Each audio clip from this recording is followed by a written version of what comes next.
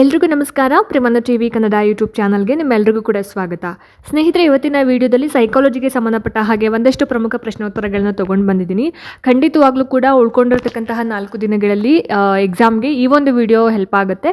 ಯಾರೆಲ್ಲ ಈ ವಿಡಿಯೋನ ನೋಡ್ತಾ ಇದ್ದೀರಾ ಎಲ್ಲೂ ಕೂಡ ಸ್ಕಿಪ್ ಮಾಡದೆ ಪೂರ್ತಿ ವಿಡಿಯೋನ ನೋಡಿ, ಜೊತೆಗೆ ಸಬ್ಸ್ಕ್ರೈಬ್ ಮಾಡ್ಕೊಂಡು ನೋಡೋದನ್ನ ದಯವಿಟ್ಟು ಮರಿಬೇಡಿ ಅಂತ ಹೇಳ್ತಾ, ಜಾಸ್ತಿ ತಡ ಮಾಡೋದು ಬೇಡ, ಬನ್ನಿ ಆದಷ್ಟು ಬೇಗ ಇವತ್ತಿನ ವಿಡಿಯೋದ ಮೊದಲನೇ ಪ್ರಶ್ನೆ ಏನಿದೆ ಅಂತ ನೋಡ್ಕೊಂಬರೋಣ. ಸ್ನೇಹಿತರೆ, ಮೊದಲನೇ ಪ್ರಶ್ನೆ ನೋಡಿ ಈ ರೀತಿ ಇದೆ. Development precedes learning is a statement attributed to dash ಅಂತ ಕೇಳಿದ್ದಾರೆ. ಅಂದರೆ ಬೆಳವಣಿಗೆ ಕಲಿಕೆಗೆ ಮುನ್ನ ಬರುತ್ತೆ ಅನ್ನುವಂತಹ ಒಂದು ಹೇಳಿಕೆಯನ್ನು ಯಾರು ಸೇರಿಸಲಾಗಿದೆ ಅಂತ ಹೇಳಿ. So option 1 Dewey, option 2 Vygotsky, option 3 ಪಿಯಾಜೆ, ಆಪ್ಷನ್ 4 ಬ್ರೂನರ್ ಅಂತ ಇದೆ. ಸೊ ಈ ಪ್ರಶ್ನೆಗೆ ಸರಿಯಾದ ಒಂದು ಆನ್ಸರ್ ಅಂತ ಬಂದಾಗ ನಾವು ಆಪ್ಷನ್ 3 ಪಿಯಾಜೆ ಅನ್ನೋದು ಸರಿಯಾದ ಆನ್ಸರ್ ಆಗುತ್ತೆ.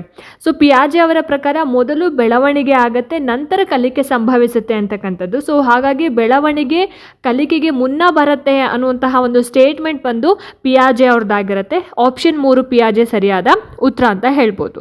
ಸೊ ನೆಕ್ಸ್ಟ್ ಮುಂದಿನ ಪ್ರಶ್ನೆ, accommodation according to Piaget's cognitive development theory means dash ಅಂತ ಕೇಳಿದ್ದಾರೆ. ಸೊ ಪಿಯಾಜೆ ಅವರ ಒಂದು ಸಿದ್ಧಾಂತದಲ್ಲಿ ಅಕೊಮೊಡೇಷನ್ ಅಂತ ಅಂದರೆ ಏನು ಅನ್ನೋದು ಪ್ರಶ್ನೆ. So option 1 arrangement of perceptual and cognitive information into meaningful patterns, ಮಾಹಿತಿಯನ್ನು ಅರ್ಥಪೂರ್ಣ ಮಾದರಿಗಳಾಗಿ ವ್ಯವಸ್ಥೆಗೊಳಿಸೋದು. ಎರಡನೇದು equilibrium between previous knowledge and new knowledge, ಹಳೆಯ ಮತ್ತು ಹೊಸ ಜ್ಞಾನಗಳ ನಡುವಿನ ಒಂದು ಸಮತೋಲನ.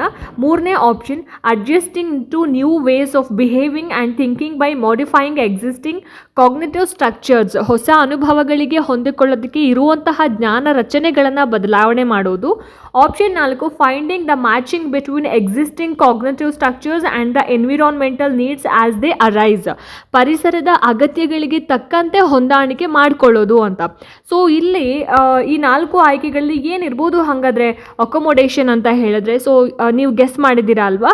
ಈ ಒಂದು ಆಯ್ಕೆಗಳ ಪ್ರಕಾರ ಆಪ್ಷನ್ 3 ನೋಡಿ, ಇಲ್ಲಿ adjusting to new ways of behaving and thinking by modifying existing cognitive structures, ಹೊಸ ಅನುಭವಗಳಿಗೆ ಹೊಂದಿಕೊಳ್ಳಲು ಇರುವಂತಹ ಜ್ಞಾನ ರಚನೆಗಳನ್ನು ಬದಲಾಯಿಸುವುದು. ಸೊ ಹಾಗಾಗಿ ಇದನ್ನು ಅಕೊಮೊಡೇಷನ್ ಅಂತ ಹೇಳಿ ಕರೀತಾರೆ. ಸೊ ಆಪ್ಷನ್ 3 ಸರಿಯಾಗಿರ್ತಕ್ಕಂತಹ ಒಂದು ಆನ್ಸರ್ ಆಗುತ್ತೆ ಈ ಒಂದು ಪ್ರಶ್ನೆಗೆ. ಓಕೆ, ನೆಕ್ಸ್ಟ್ ಮುಂದಿನ ಪ್ರಶ್ನೆ, the concept of zone of proximal development was given by dash ಅಂತ. ಸೊ ಇದನ್ನು ನಾವು ZPD ಅಂತಲೂ ಕೂಡ ಕರಿತೀವಲ್ವ, zone of proximal development. So ಈ ಒಂದು ಕಾನ್ಸೆಪ್ಟನ್ನು ಯಾರು ನೀಡಿದ್ರು ಅನ್ನೋದು ಕ್ವೆಶ್ಚನ್ನು. ಆಪ್ಷನ್ 1 ಪಿಯಾಜೆ, option 2 Vygotsky, option 3 Kohlberg, option 4 Erikson. So the correct answer for this question option 2 Vygotsky. So ZPD ಅಥವಾ ಝೋನ್ ಆಫ್ ಪ್ರಾಕ್ಸಿಮಲ್ ಡಿಸ್ಟಲ್ ಅಂತ ಅಂದಿದ ತಕ್ಷಣ ಆ ಒಂದು ಕಾನ್ಸೆಪ್ಟನ್ನು ಕೊಟ್ಟವರು ವೈಗೋಟ್ಸ್ಕಿ ಅಂತ ಬಂದ್ಬಿಡಬೇಕು. ZPDಯ ಒಂದು ಫುಲ್ ಫಾರ್ಮ್ ಅಂತ ಬಂದಾಗ zone of proximal development.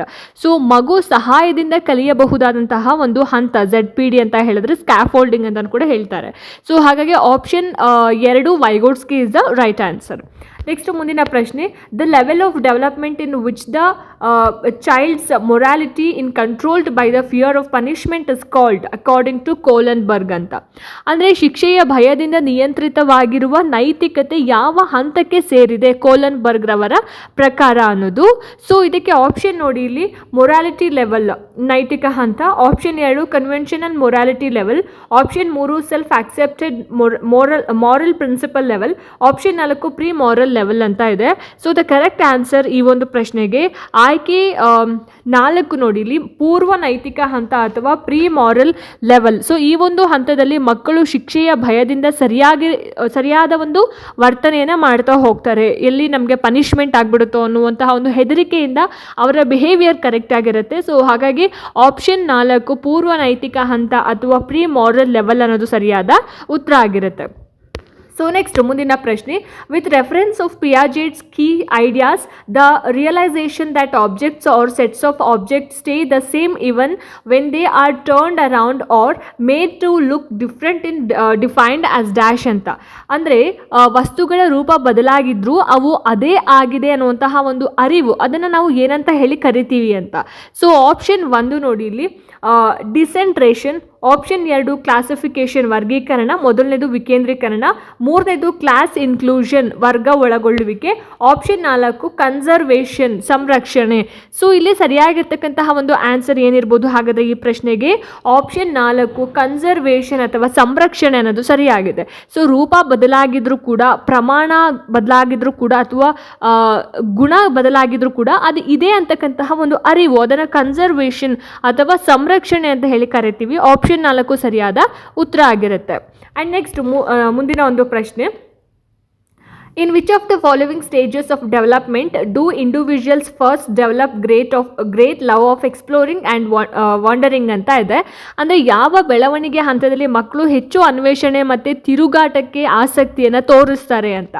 Option 1 maturity ಪಕ್ವತೆ ಇರ್ತಕ್ಕಂತಹ ಒಂದು ಹಂತ, ಆಪ್ಷನ್ 2 ಅಡಾಲ್ಸೆನ್ಸ್ ಕಿಶೋರಾವಸ್ಥೆ, option 3 later childhood, option 4 infancy ಅಂದರೆ ಶೈಶವಾವಸ್ಥೆ.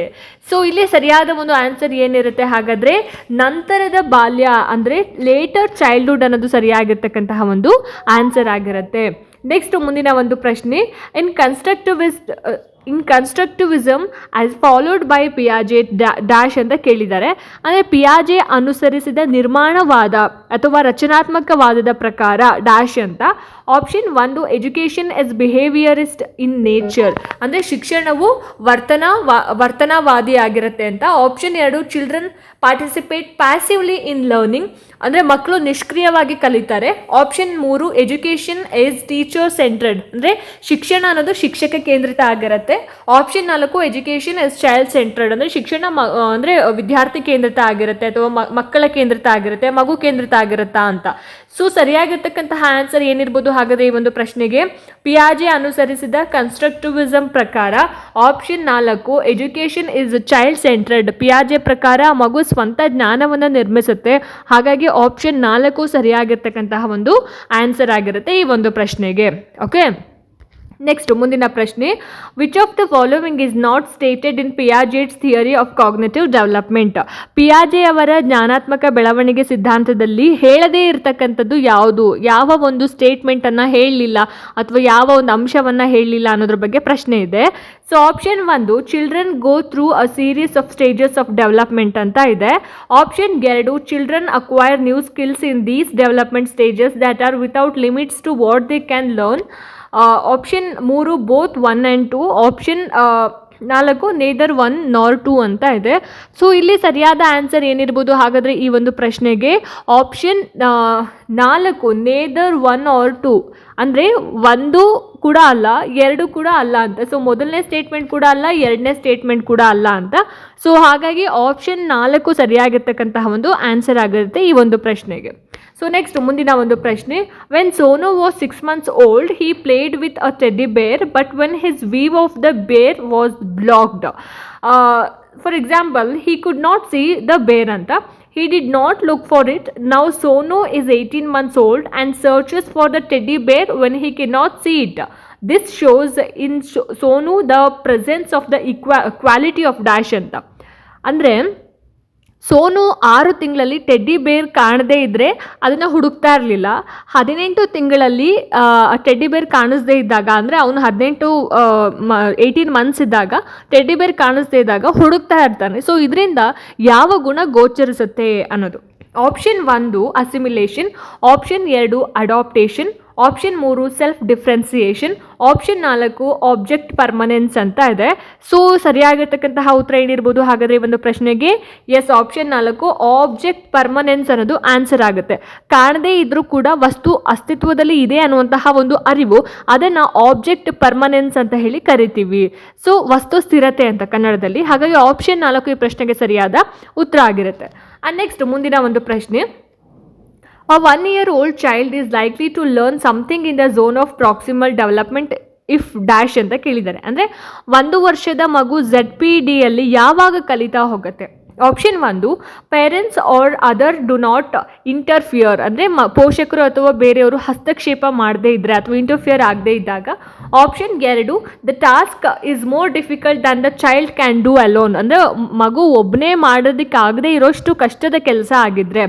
Option 3 the child has mastered the skills necessary, ಮಗು ಈಗಾಗಲೇ ಕೌಶಲ್ಯವನ್ನು ಸಂಪೂರ್ಣವಾಗಿ ಕಲಿತಿದ್ರೆ. Option 4 the child needs little or no help from anybody, ಮಗು ಸಹಾಯವೇ ಬೇಡದೇ ಇದ್ರೆ, ಸಹಾಯನೇ ಕೇಳದೇ ಇದ್ರೆ ಅಂತ. ಸೊ ಇದಕ್ಕೆ ಸರಿಯಾಗಿರ್ತಕ್ಕಂತಹ ಒಂದು ಆನ್ಸರ್ ಈ ಒಂದು ಪ್ರಶ್ನೆಗೆ 1 ವರ್ಷದ ಮಗು ZPD ಯಲ್ಲಿ ಯಾವಾಗ ಕಲಿಯುತ್ತೆ ಅಂದರೆ ಆಪ್ಷನ್ 2 ನೋಡಿಲಿ, the task is more difficult than the child can do alone, ಮಗು ಒಬ್ಬನೇ ಮಾಡೋದಕ್ಕೆ ಆಗದೇ ಇದ್ದಾಗ, ಆ ಒಂದು ಕೆಲಸ ಕಷ್ಟ ಇದ್ದಾಗ ಏನಾಗುತ್ತೆ, ಸಹಾಯವನ್ನು ಕೇಳುತ್ತೆ ಅಂತ. ಸೊ ZPD ಅಂದರೆ ಸಹಾಯದಿಂದ ಮಾಡಬಹುದಾದ ಆದರೆ ಒಬ್ಬನೇ ಮಾಡಲಾಗದೇ ಇರತಕ್ಕಂತಹ ಒಂದು ಕೆಲಸ ಅಂತ ZPD ಅಥವಾ ಸ್ಕ್ಯಾಫೋಲ್ಡಿಂಗ್. ಸೊ ಹಾಗಾಗಿ ಆಪ್ಷನ್ 2 ಈ ಪ್ರಶ್ನೆಗೆ ಸರಿಯಾಗಿರ್ತಕ್ಕಂತಹ ಒಂದು ಆನ್ಸರ್ ಆಗಿರುತ್ತೆ. ನೆಕ್ಸ್ಟ್ ಮುಂದಿನ ಪ್ರಶ್ನೆ, which one of the following is not a basic feature of pre operational period according to Piaget. ಪಿಯಾಜೆ ಅವರ ಪ್ರಕಾರ ಪೂರ್ವ ಕಾರ್ಯಾತ್ಮಕ ಹಂತದ ಲಕ್ಷಣ ಅಲ್ಲದೆ ಇರೋವಂಥದ್ದು ಯಾವುದು ಅಂತ. ಆಪ್ಷನ್ 1 ಟ್ರಾನ್ಸ್ಫಾರ್ಮೇಷನ್ ಪರಿವರ್ತನೆ, ಆಪ್ಷನ್ 2 ಸೆಂಟ್ರೇಷನ್ ಕೇಂದ್ರೀಕರಣ, ಆಪ್ಷನ್ 3 ಕನ್ಸರ್ವೇಷನ್ ಸಂರಕ್ಷಣೆ, ಆಪ್ಷನ್ 4 ಡಿಸೆಂಟ್ರೇಷನ್ ಅಂದರೆ ವಿಕೇಂದ್ರೀಕರಣ. ಇಲ್ಲಿ ಈ ಪ್ರಶ್ನೆಗೆ ಸರಿಯಾದ ಒಂದು ಆನ್ಸರ್ ಏನಿರುತ್ತೆ ಹಾಗಾದರೆ ಎಸ್, ಆಪ್ಷನ್ 4 ಡಿಸೆಂಟ್ರೇಷನ್ ಅನ್ನೋದು ಸರಿಯಾಗಿರ್ತಕ್ಕಂತಹ ಒಂದು ಆನ್ಸರ್ ಆಗುತ್ತೆ, ಅಂದರೆ ವಿಕೇಂದ್ರೀಕರಣ. ಸೊ ಆಪ್ಷನ್ ಎಸ್, ಆಪ್ಷನ್ 4 ಸರಿಯಾದ ಆನ್ಸರ್ ಈ ಪ್ರಶ್ನೆಗೆ. ನೆಕ್ಸ್ಟ್ ಮುಂದಿನ ಒಂದು ಪ್ರಶ್ನೆ, Kohlenberg's theory of moral development as a follow-up of Piaget's theory was a result of dash ಅಂತ ಇದೆ. ಅಂದರೆ ಕೋಲನ್ಬರ್ಗ್ರವರ ನೈತಿಕ ಬೆಳವಣಿಗೆ ಸಿದ್ಧಾಂತದ ಒಂದು ಆಧಾರ ಏನು ಅನ್ನೋ ಥರ. Option 1 observing children in action, ಆ ಮಕ್ಕಳ ವರ್ತನೆಯನ್ನು ಗಮನಿಸೋದು. Option 2 creating game like situations, ಆಟದ ಪರಿಸ್ಥಿತಿಗಳನ್ನು ನಿರ್ಮಿಸುವುದು. Option 3 creating moral dilemmas for people, ನೈತಿಕ ದ್ವಂದ್ವಗಳನ್ನು ಸೃಷ್ಟಿ ಮಾಡೋದು. ಆಪ್ಷನ್ 4 ಟಾಕಿಂಗ್ ಟು ಪೇರೆಂಟ್ಸ್, ಪೋಷಕರ ಜೊತೆಗೆ ಮಾತಾಡೋದು ಅಂತ. ಸೊ ಇಲ್ಲಿ ಸರಿಯಾಗಿರ್ತಕ್ಕಂತಹ ಉತ್ತರ ಏನಿರ್ಬೋದು ಹಾಗಾದರೆ 13ನೇ ಒಂದು ಪ್ರಶ್ನೆಗೆ option 3 creating moral dilemmas for people, ಅಂದರೆ ನೈತಿಕ ದ್ವಂದ್ವಗಳನ್ನು ಸೃಷ್ಟಿ ಮಾಡೋದು ಅಂತ. ಸೊ ಹಾಗಾಗಿ ಆಪ್ಷನ್ 3 ಸರಿಯಾಗಿರ್ತಕ್ಕಂತಹ ಒಂದು ಆನ್ಸರ್ ಆಗುತ್ತೆ ಈ ಒಂದು ಪ್ರಶ್ನೆಗೆ. ನೆಕ್ಸ್ಟು ಮುಂದಿನ ಒಂದು ಪ್ರಶ್ನೆ, according to Kohlberg at which level is morality external controlled ಅಂತ ಕೇಳಿದ್ದಾರೆ. ಅಂದರೆ ಕೋಲನ್ಬರ್ಗ್ ರವರ ಪ್ರಕಾರ ಯಾವ ಹಂತದಲ್ಲಿ ನೈತಿಕತೆ ಹೊರಗಿನ ನಿಯಂತ್ರಣದಲ್ಲಿ ಇರತ್ತೆ ಅನ್ನೋದು. So option 1 pre conventional level, option 2 conventional level, option 3 post conventional level, option 4 none of the above, ಮೇಲಿನವು ಯಾವುದು ಕೂಡ ಅಲ್ಲ ಅಂತ.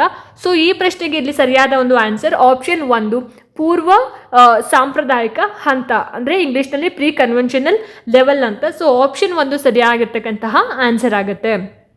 ನೆಕ್ಸ್ಟು ಮುಂದಿನ ಪ್ರಶ್ನೆ 15ನೇ ಪ್ರಶ್ನೆ, which one of the following is not a part of a stage proposed by ಕೋಲನ್ಬರ್ಗ್ in his theory of moral development ಅಂತ ಇದೆ.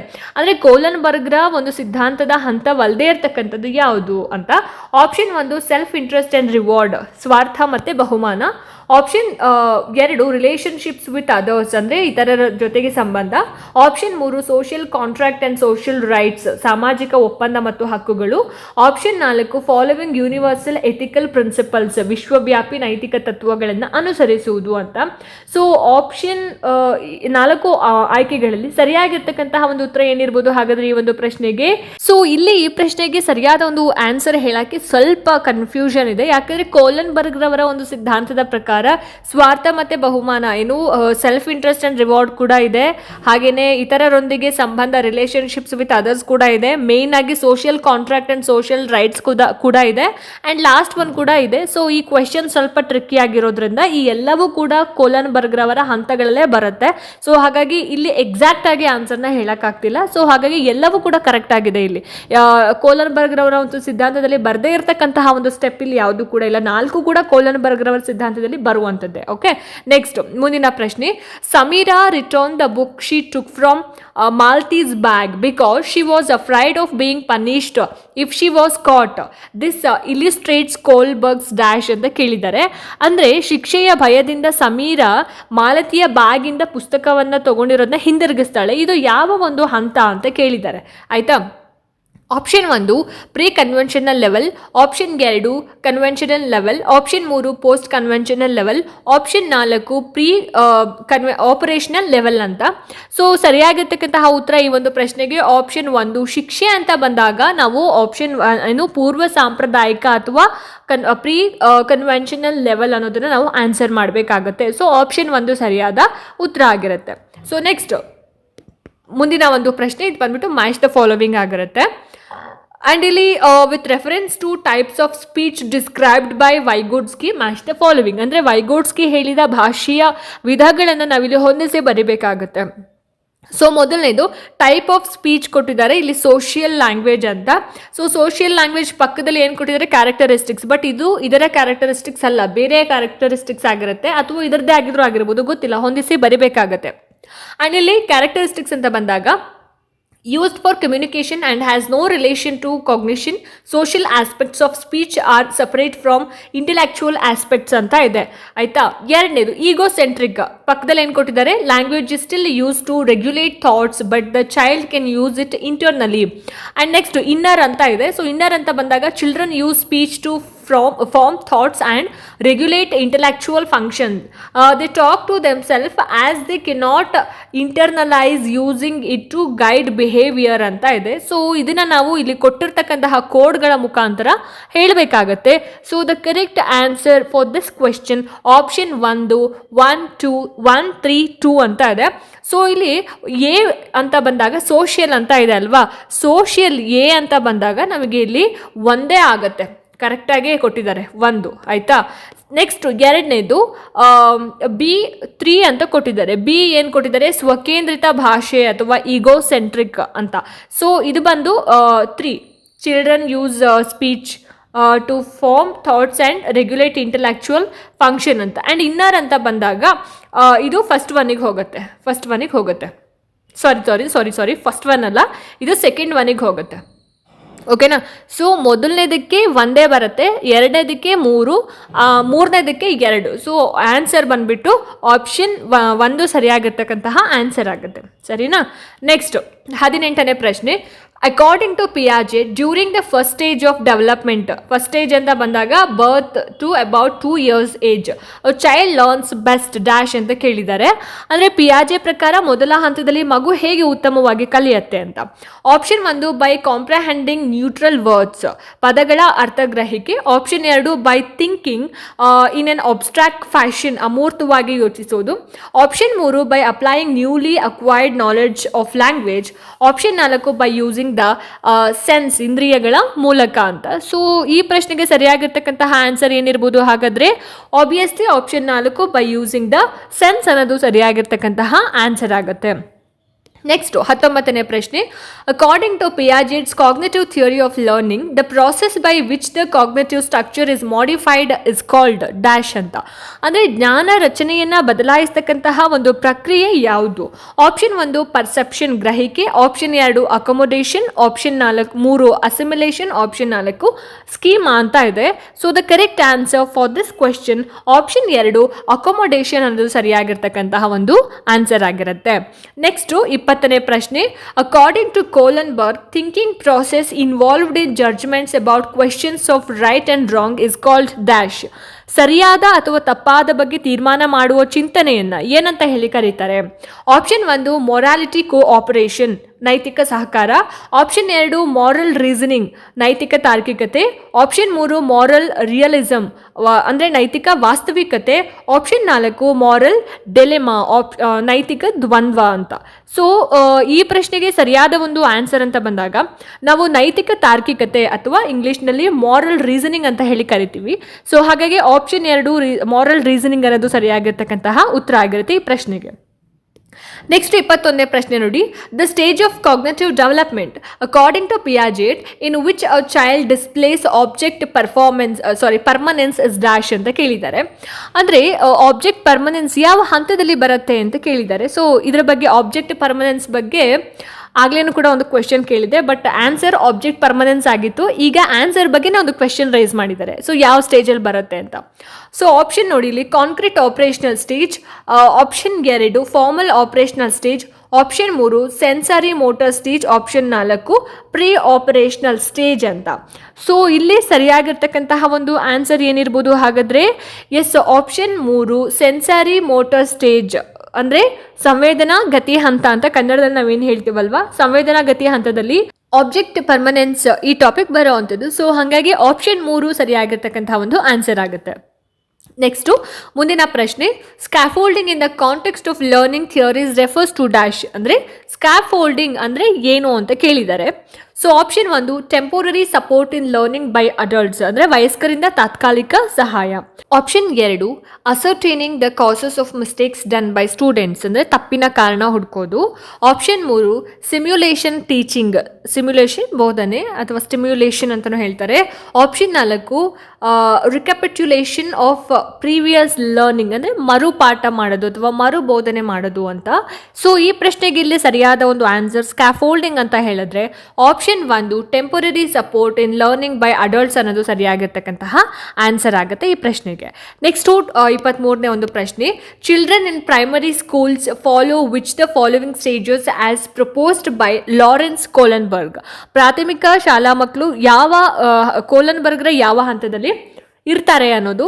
Option 1 obedience and punishment orientation, ವಿಧೇಯತೆ ಮತ್ತು ಶಿಕ್ಷೆ. ಆಪ್ಷನ್ 2 ಇಂಡಿವಿಜುವಲಿಸಮ್ ಆ್ಯಂಡ್ ಎಕ್ಸ್ಚೇಂಜ್, ಸ್ವಾರ್ಥ ಮತ್ತು ವಿನಿಮಯ. Option 3 good interpersonal relationships. Option 4 social contract and individual rights ಅಂತ ಇದೆ. ಸೊ ಅದನ್ನು ನಾವು ಕೋಡ್ಗಳ ಮುಖಾಂತರ ಹೇಳಬೇಕಾಗತ್ತೆ. So the correct answer for this question ಏನಿರ್ಬೋದು? Yes, option 1 B and A ಅನ್ನೋದು ಸರಿಯಾದ ಆನ್ಸರ್ ಆಗುತ್ತೆ. Okay, B and A. B ಏನಿದೆ ಇಂಡಿವಿಜುವಲಿಸಮ್ ಆ್ಯಂಡ್ ಎಕ್ಸ್ಚೇಂಜ್, ಎ ಏನಿದೆ obedience and punishment orientation. So ಹಾಗಾಗಿ ಪ್ರಾಥಮಿಕ ಶಾಲಾ ಮಕ್ಕಳು ವಿಧೇಯತೆ ಮತ್ತು ಶಿಕ್ಷೆ, ಸ್ವಾರ್ಥ ಮತ್ತು ವಿನಿಮಯ, ಸೊ ಈ ಒಂದು ಸ್ಟೇಜ್ನಲ್ಲಿ ಇರ್ತಾರೆ ಅನ್ನೋದು ಸರಿಯಾದ ಆನ್ಸರ್ ಆಗುತ್ತೆ.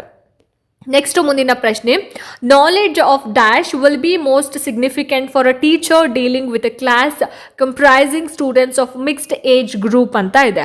ಅಂದರೆ ಮಿಶ್ರ ವಯಸ್ಸಿನ ತರಗತಿಗೆ ಶಿಕ್ಷಕರಿಗೆ ಯಾವ ಜ್ಞಾನ ಮುಖ್ಯವಾಗಿ ಬೇಕಾಗುತ್ತೆ ಅನ್ನೋದು ಪ್ರಶ್ನೆ. ಸೊ ಆಪ್ಷನ್ಸ್ ನೋಡಿ ಇಲ್ಲಿ, ಆಕ್ಯುಪೇಷನ್ ಆಫ್ ದೇರ್ ಪೇರೆಂಟ್ಸ್, ಪೋಷಕರ ಒಂದು ಉದ್ಯೋಗ. ಆಪ್ಷನ್ 2 ಸೋಷಿಯೋ ಎಕನಾಮಿಕ್ ಬ್ಯಾಕ್ಗ್ರೌಂಡ್, ಆರ್ಥಿಕ ಹಿನ್ನೆಲೆ. ಆಪ್ಷನ್ 3 ಕಲ್ಚರಲ್ ಬ್ಯಾಕ್ಗ್ರೌಂಡ್, ಸಾಂಸ್ಕೃತಿಕ ಹಿನ್ನೆಲೆ. And 4th one developmental stage, ಬೆಳವಣಿಗೆಯ ಹಂತಗಳು ಅಂತ. ಸೊ ಈ ಪ್ರಶ್ನೆಗೆ ಸರಿಯಾಗಿರ್ತಕ್ಕಂತಹ ಉತ್ತರ ಏನಿರ್ಬೋದು ಹಾಗಾದ್ರೆ? ಗೆಸ್ ಮಾಡಿದಿರಾ ಅಲ್ವಾ? ಎಸ್, ಆಪ್ಷನ್ 4 ಡೆವಲಪ್ಮೆಂಟಲ್ ಸ್ಟೇಜ್ ಅನ್ನೋದು ಸರಿಯಾಗಿರ್ತಕ್ಕಂತಹ ಒಂದು ಆನ್ಸರ್ ಆಗುತ್ತೆ.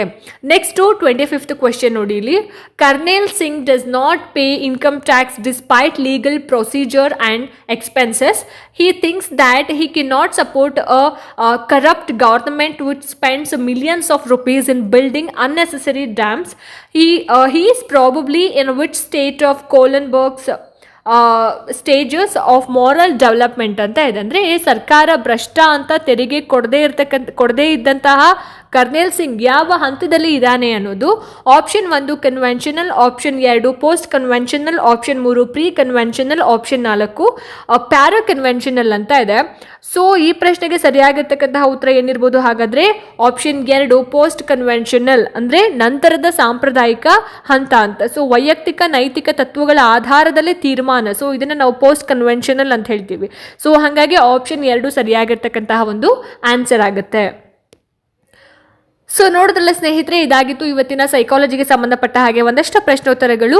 ಹೋಪ್ ಈ ವಿಡಿಯೋ ನಿಮಗೆ ಇಷ್ಟ ಆಗಿದೆ, ಅನುಕೂಲ ಆಗಿದೆ ಅಂತ ಭಾವಿಸ್ತೀನಿ. ಇಷ್ಟ ಆಯಿತು ಅಂತಂದರೆ ದಯವಿಟ್ಟು ಲೈಕ್ ಮಾಡಿ, ಶೇರ್ ಮಾಡಿ, ಹಾಗೆ ನಿಮ್ಮ ಅನಿಸಿಕೆ ಅಭಿಪ್ರಾಯಗಳೇನೇ ಇದ್ರೂ ಕೂಡ ನನಗೆ ಕಾಮೆಂಟ್ ಸೆಕ್ಷನ್ನಲ್ಲಿ ತಿಳಿಸಿ ಅಂತ ಹೇಳ್ತಾ, ಇದೇ ರೀತಿ ಹೆಚ್ಚಿನ ವೀಡಿಯೋಸ್ಗಳಿಗೋಸ್ಕರ ನಿರಂತರವಾಗಿ ನನ್ನ ಚಾನಲನ್ನು ನೋಡ್ತಾ ಇರಿ. ಮುಂದಿನ ವೀಡಿಯೋಸ್ಗಳಲ್ಲಿ ನಾನು ನಿಮಗೆ ಸಿಗ್ತೀನಿ. ಅಲ್ಲಿ ತನಕ ಎಲ್ರಿಗೂ ನಮಸ್ಕಾರ.